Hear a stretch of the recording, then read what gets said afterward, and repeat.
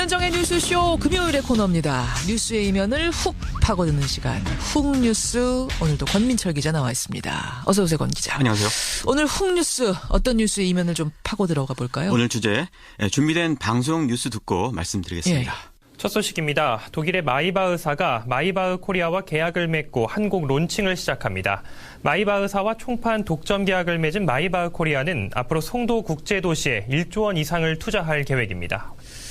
그러니까 독일 회사하고 한국 회사가 손을 잡고 송도 신도시에다가 1조 원을 투자한다. 네. 이런 뉴스가 있었어요? 그렇습니다. 마이바흐라는 독일 회사.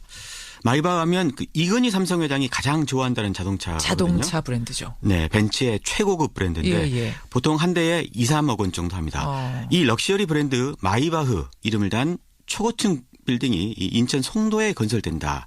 지난해 여름 지역 방송에 보도된 내용입니다. 마이바흐 빌딩이 건설된다. 근데 이 사업에 무슨 문제라도 있었습니까? 앞서 방송 뉴스가 이 첫 소식이라고 보도했죠. 예. 그걸 보더라도 당시 지역 언론에 이 대서특필된 사업입니다. 그런데 알고 보니까 이 사업 역시 최순실이 개입한 의혹이 일고 있습니다. 오늘은 이 문제를 파보려고 합니다. 아니, 저는 이거 처음 듣는 얘기인데요. 네. 그러니까 세계 최고급 자동차 브랜드의 이름을 딴 프로젝트에 최순실이 개입했다? 네.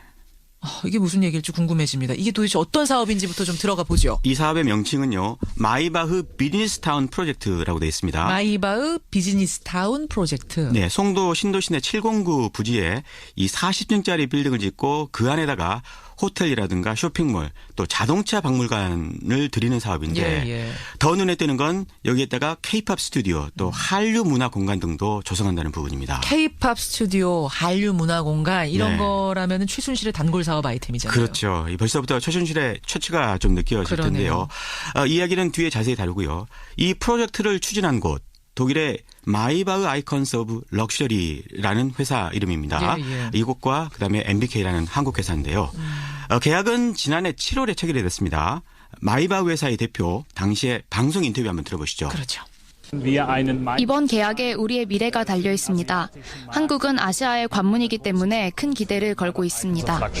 근데 회사 이름이 마이바흐가 아니고 마이바흐 아이콘스 오브 럭셔리? 예, 좀 다른 건가요? 네, 이 회사는 자동차를 만드는 회사는 아니고요. 일단 마이바흐 브랜드를 단 다른 제품을 만드는 회사입니다. 그러니까 마이바흐 계열사로 보면 될 텐데요. 주로 뭐 가방이라든가 이런 피혁 제품 또 선글라스, 장신구, 여러 액세서리 이런 럭셔리 제품을 취급합니다. 그래서 회사 이름에 마이바흐 아이콘스 오브 럭셔리, 럭셔리의 상징이다. 이렇게 붙어 있는 거네요. 그렇습니다. 그럼 독일 측 회사는 이제 뭔지 알았고 손을 잡은 한국 측 회사는 어떤 회사입니까? MBK라고 이게 이제 마이바흐 코리아를 줄여서 이렇게 MBK라고 부르는데요. 인천의 신생 부동산 회사가 자본금 100만 원으로 만든 회사입니다. 100만 원이요? 네. 계약이 체결되기 직전에 설립된 이 급조된 회사인데요.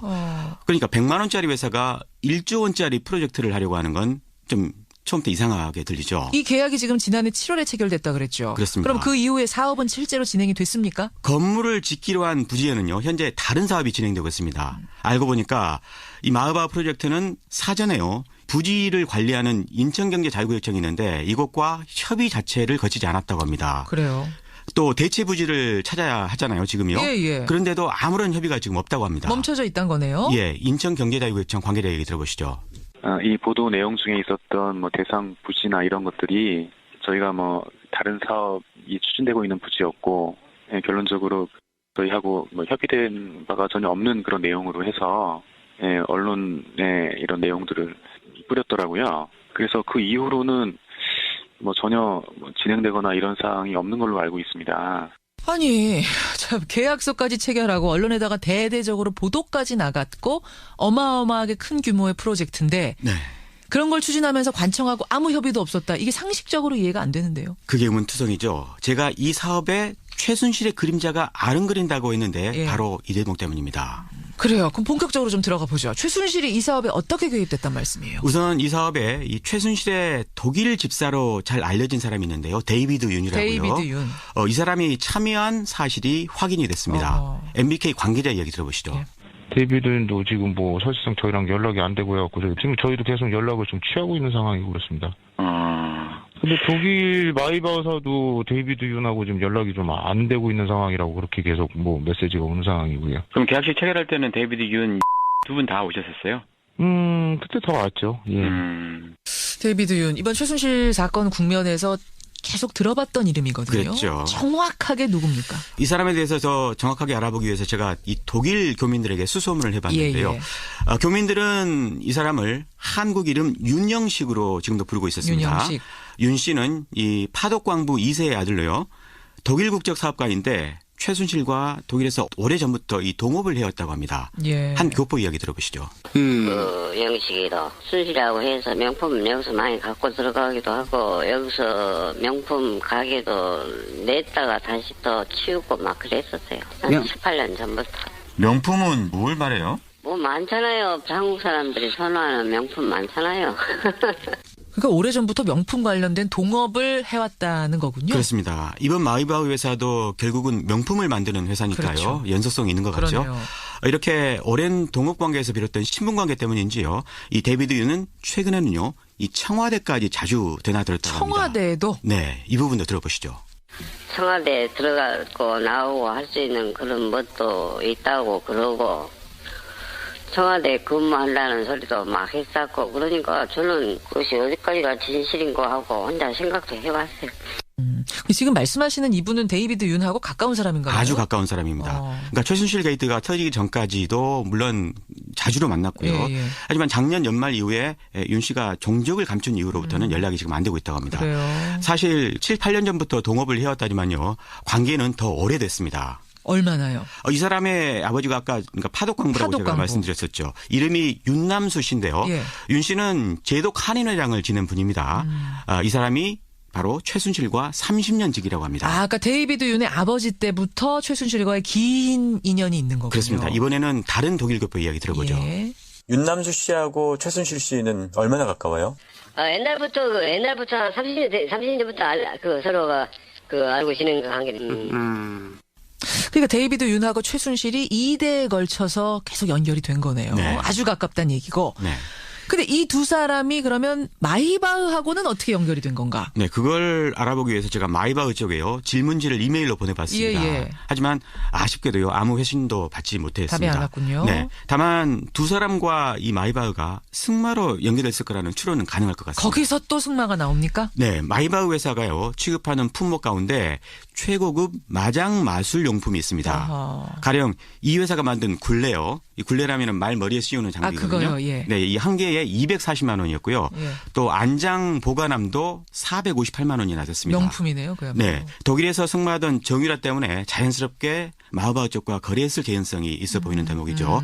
또 공교롭게도 최순실이 서울에서 타고 다녔던 자동차도 마이바흐입니다. 근데 최순실이 마이바흐를 타고 다녔다고 해서 그것만 가지고 송도의 마이바흐 프로젝트에 최순실이 개입했다 이렇게 연결시키는 건 무리인 것 같고요. 예, 여기서부터가 좀 중요한 대목인데요. 아까 인천자유경제청에서 이 프로젝트 자체를 모른다고 했잖아요. 모른다고 했죠. 사실 이 1조 원짜리 사업이 해당 관청의 허가라든가 승인 또 부지 제공 등과 관련한 협의나 협조 없이 언론에 공개부터 되는 게 이 불가능한 일이죠. 그렇죠. 더욱이 이 당시 해당 부지에 다른 사업이 추진되는 상황이라 더더욱 그렇습니다. 예. 따라서 누군가 뒤를 봐줬기 때문에 계약까지 체결된 거 아니냐 이런 추론이 가능하겠죠. 실제로요. 마이바흐 홈페이지에 가보면 이렇게 적혔습니다. 뭐라고요? 이 사업이 인천시의 전폭적인 지원을 받고 있다. 이렇게요. 홈페이지에 그렇게 적혀 있어요. 인천시의 전폭적인 지원을 받고 있다. 그렇습니다. 아까 인천에서는 모른다고 했는데. 예, 홈페이지에요. 회사와 관련된 뉴스 리스트가 쫙 있는데 예. 첫 번째에서 두 번째에 이게 기사가 배치가 돼 있더라고요. 그런데 저희가 이 회사한테 이메일로 질의를 했다고 그랬죠. 예. 그 이후에 이 뉴스가 사라졌습니다. 독일 본사에다가 권민철 기자가 질문을 한 후에 그 부분이 사라졌어요? 네, 아마 삭제한 것 같죠. 저희가 다행히 사라지기 전 모습을 캡처했는데요. 예. 이건 저희 노건뉴스 홈페이지에 공개할 테니까 한번 보시고요. 그렇죠. 이 사업이 인천시의 지원을 받았다는 또 다른 흔적도 있습니다. 작년 계약 체결 당시에 한국 쪽 회사 MBK라고 했죠. 예. 이 회사 대표 김모 씨가 지역 케이블 방송과 한 인터뷰를 저희가 어렵게 찾아냈습니다. 이 부분도 한번 들어보시죠. 그렇죠. 저희가 이제 이쪽 마이바흐 타워나 빌리지 같은 경우에는 인천시와 최대한 협조해서 같이 해서 2, 3년 정도 시간이 있기 때문에 그 안에 잘 빨리 논의를 해서. 그러니까 사업을 추진한 독일 회사 마이바흐하고 한국 회사 MBK하고 모두 인천시 협조를 받고 있다. 우리는 네. 인천시가 도와주고 있다라고 한 거네요. 네. 근데 사업은 결국 좌초된 거고요. 예, 그거는 아마 최순실 게이트가 터져서 아마 좌초가 된 게 아닌가 싶습니다. 그럼 최순실 게이트가 안 터졌다면 사업은 계속 진행됐을까요? 아마 그랬겠죠. 근데 두 회사가 지금 말하고 있는 그 인천시 협조 우리가 받았다라고 할 때 그 협조는 누구 협조 받은 거예요? 아까 인천 자유경제청에서 모른다고 했는데. 그렇죠. 그 부분은 제가 끝내 확인은 못했습니다. 하지만 유정복 시장을 의심하는 사람들이 좀 있습니다.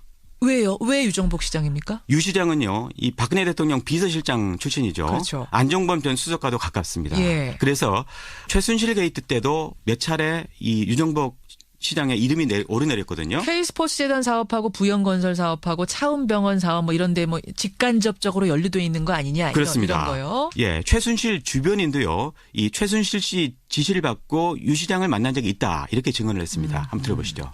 뭐 어대 거점 이런 거 뭐 그 체육시설 알아보라고 했을 때도 인천에 뭐 얘기해놨으니까 가면 된다라고 해가지고 그 뭐 유정복 시장한테 가서 얘기도 하고 그랬던 것도 있고요. 그러니까 최순실 씨와 유정복 시장 간에 어떤 커넥션이 있었다 이런 의혹이군요. 그래서 이 마이바흐 사업이 실무자를 건너뛰고 고공에서 진행된 게 아니냐 이런 대목이 이제 있는 거죠. 인천시 해명 혹시 들어보셨어요? 인천시 입장은 마이바흐 프로젝트에 유 시장이 절대 관여하지 않았다 이렇게 해명을 했습니다. 그래요. 이 사업이 최순실 게이트로 결국 좌초가 됐다는 얘기인데 만약 게이트가 안 터졌다면 그거 어떻게 됐을까요? 투자자가 아마 이득을 받겠죠. 그리고 1조 원짜리 사업을 기획한 이 최순실 같은 사람들도 큰 부를 쌓았을 겁니다. 그래요. 이 사업이 그러니까 실패한 사업이기 때문에 사실은 이번 국정농단 사건에서 주목을 못 받았던 거예요. 좌초가 됐기 때문에. 그랬을 겁니다. 그렇지만 거꾸로 생각해보면 이렇게 쥐도 새도 모르는 사이에 최순실이 노렸던 사업들이 대체 얼마나 많았던 건가 이 생각을 또 하게 되네요. 특히 이번 사업은 그동안 최순실 사업과는 유형이 상당히 다릅니다. 그래요. 그래서 그 부분에 대해서도 의미를 발견하셨으면 합니다. 만약 특검 활동 기간이 연장이 된다면 이 부분 또한 들여다봐야 되는 게 아닌가. 오늘 다룬 내용이 특검 연장의 또 다른 이유가 되진 않을까 그런 기대도 좀 해보고요. 오늘의 홍뉴스 권민철 기자와 함께했습니다. 수고하셨습니다. 고맙습니다.